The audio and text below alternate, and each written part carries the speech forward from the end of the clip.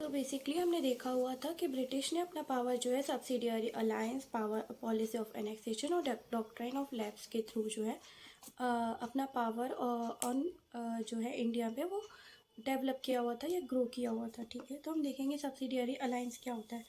Basically subsidiary alliance जो है वो एक एक्सपेंशन पॉलिसी है जो कि लॉर्ड वेलेस्ली के अंडर में जो है इंडिया पे लागू की गई थी अंडर 1798 में। ठीक है, अप टू चली हुई थी ये 1805 तक।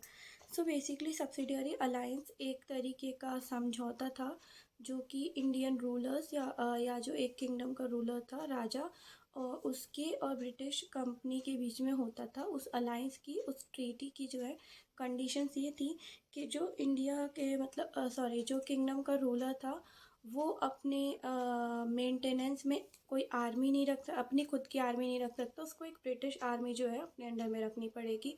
इसके बदले में ब्रिटिशर्स जो है वो उसको सिक्योरिटी या सेफ गार्ड प्रोवाइड करेंगे अपनी तरफ से। ठीक है, और अगर वो आर्मी नहीं रखता है तो उसको अपनी जो किंगडम का थोड़ा सा पार्ट जो है वो ब्रिटिशर्स को देना पड़ेगा रहने के लिए।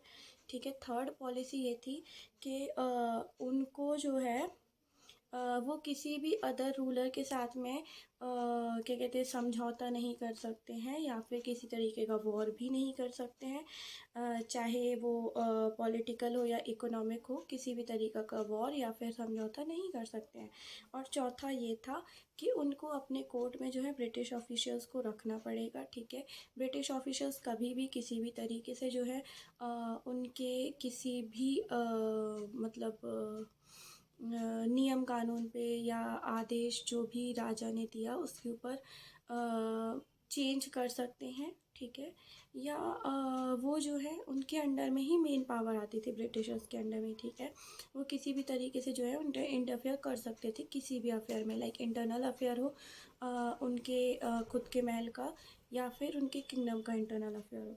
बेसिकली उन्होंने सब्सिडियरी अलायंस जो है इसके अंडर में मेन पावर जो है वो ब्रिटिशर्स के पास ही आ जाती है और ब्रिटिशर्स जो है उनकी आर्मी जो है राजा के रेवेन्यू के अंडर में अच्छे से पल पुस रही थी और सारा कंट्रोल भी देख रही थी। ठीक है, तो बेसिकली सब्सिडियरी ट्रीटी जो है निज़ाम ऑफ हैदराबाद के साथ में 1790 में 98 में साइन की गई थी। 1801 में नवाब ऑफ अवध के साथ में साइन की गई थी और बाजीराव पेशवा टू के साथ में 1802 में साइन की गई थी।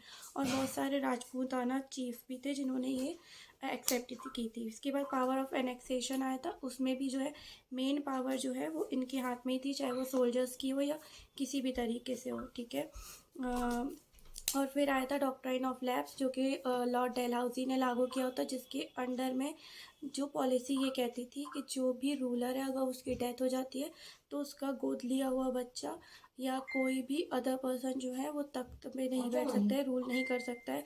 सिर्फ उनका जो खुद का मतलब नेचुरल बेटा है वो ही रूल करेगा। इसके थ्रू में उनके अंडर में बहुत सारे किंगडम्स आ गए थे, लाइक पॉलिसी ऑफ एनेक्सेशन के बाद में असम,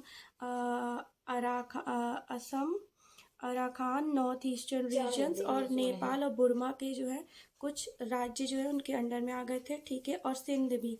और डॉक्ट्राइन ऑफ लैप्स के बाद में जो है झांसी और उदयपुर, नागपुर, संबलपुर और सतारा के कुछ स्टेट्स जो है वो ब्रिटिशर्स के अंडर में आ गए थे। अब हम इसके बाद देखेंगे एडमिनिस्ट्रेशन स्ट्रक्चर कैसा था। ठीक है, थैंक यू।